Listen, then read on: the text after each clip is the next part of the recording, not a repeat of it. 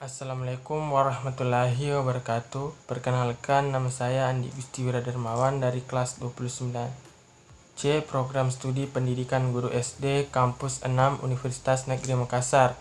Nah, di video kali ini saya akan membahas dua topik, yaitu kelistrikan dan kemagnetan. Langsung saja ke materinya. Kelistrikan. Awal mula terjadinya listrik sekitar 600 sebelum Masehi. Thales of Miletus menggosok ember elektronik dalam bahasa Yunani dengan bulu kucing dan mengambil sedikit bulu. Ia kemudian menulis tentang ember yang bermuatan menggosok.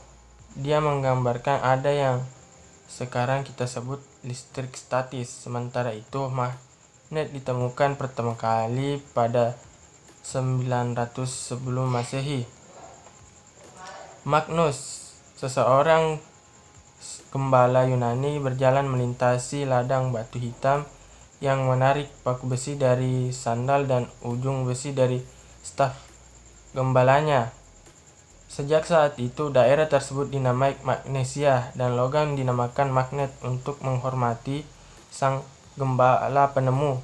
Apabila penemu magnet berjarak kurang lebih 300 tahun, maka persimpangan jalan antara magnet dan listrik butuh waktu 180 tahun setelah, atau hampir 2 milenial kemudian. Pada tahun 1269, Petrus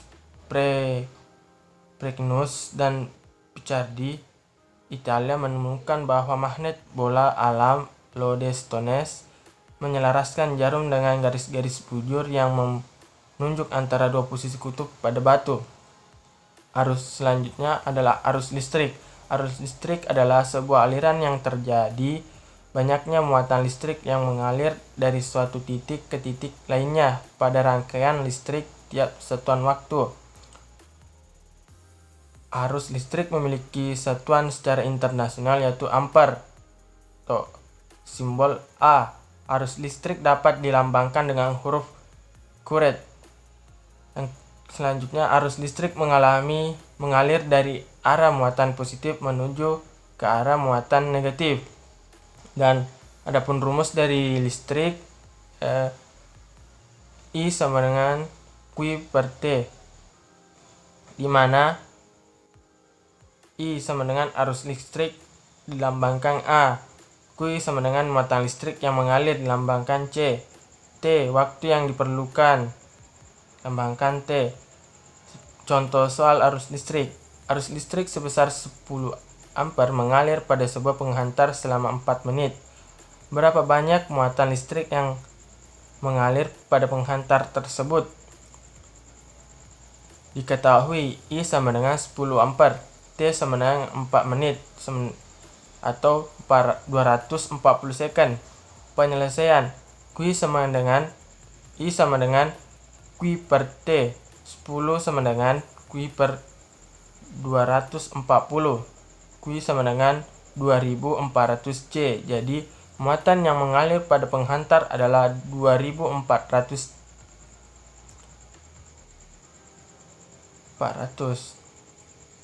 Selanjutnya adalah medan listrik. Medan listrik yaitu ruang yang terletak di sekitar muatan listrik, di mana ketika sebuah muatan uji ditempatkan dalam ruangan di dekat tongkat yang bermuatan, maka sebuah gaya elektrostatis akan bekerja pada muatan uji. Medan listrik ini digambarkan dengan garis gaya listrik yang arah keluar atau menjauhnya positif mendekati muatan negatif.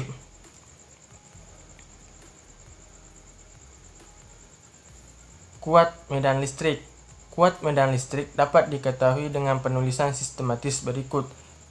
E sama dengan F per Q, di mana E sama dengan kuat medan listrik, F sama dengan gaya kolom, Q sama dengan muatan uji. Penulisan sistematis untuk gaya kolom yaitu F sama dengan K dalam kurung Q kali R balas kurung per R2 balas kurung, di mana F sama dengan gaya kolom, Q sama dengan muatan sumber, R sama dengan jarak antara muatan uji terhadap muatan sumber. Maka penulisan sistematis kuat arus listrik yaitu E sama dengan K dalam kurung Q per R pangkat 2 balas kurung, di mana E besar kuat medan listrik, Q muatan sumber, R jarak antara muatan uji terhadap muatan sumber. Contoh soal medan listrik. Sebuah muatan uji dengan besar muatan 15 kali 10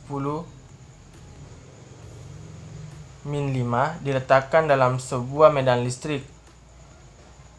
Apabila gaya yang bekerja pada muatan uji sebesar 0,6 N, berapa besar medan listrik pada muatan uji? Diketahui F sama dengan 0,6 N, Q sama dengan 15 kali 10 min 5. Penyelesaian E sama dengan F per Q. E sama dengan 0,6 per 15 kali 10 min 5. E sama dengan 4000. Jadi besar medan listrik pada muatan uji adalah 4000.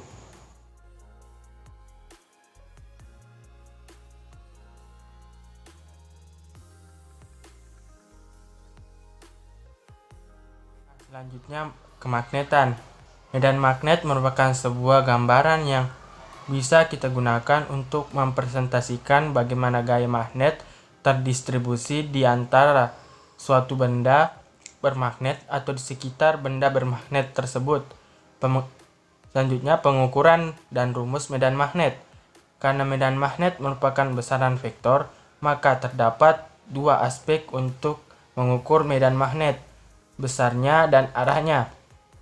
Untuk mengukur arahnya, kita dapat menggunakan kompas magnet. Jika kompas magnet diletakkan di sekitar medan magnet, maka arah jarum kompas akan mengikuti arah medan magnet di titik tersebut. Pada rumus medan magnet, besarnya medan magnet ditulis dengan simbol B sesuai dengan sistem internasional. Besarnya memiliki satuan dalam Tesla dengan simbol T yang diambil dari nama Nikola Tesla. Tesla didefinisikan sebagai seberapa besar gaya medan magnet. Contohnya, sebuah kulkas kecil memproduksi medan magnet sebesar 0,001 Tesla. Sesuai dengan hukum Ampere, besar medan magnet yang dihasilkan dapat dihitung dengan rumus sebagai berikut, di mana I adalah besar rumus listrik, R jarak dari kabel, dan merupakan konstan variabilitas. Untuk mengetahui arahnya, kita dapat menggunakan prinsip tangan kanan. Ibu jari merupakan arah aliran listrik dan jari lainnya menunjukkan arah medan magnet di sekitar kabel. Contoh soal magnet dan pembahasan. Terdapat sebuah gambar, perhatikan gambar tersebut. Sebuah kabel beralirkan arus listrik ditempatkan di dekat kompas magnet. Beberapa besar arus listrik dan arahnya yang dibutuhkan untuk meniadakan medan magnet bumi terhadap kompas sehingga kompas menjadi berfungsi. Medan magnet bumi diasumsi sebesar 5 kali 10 min 5 Tesla. Pembahasan dengan menggunakan rumus medan magnet.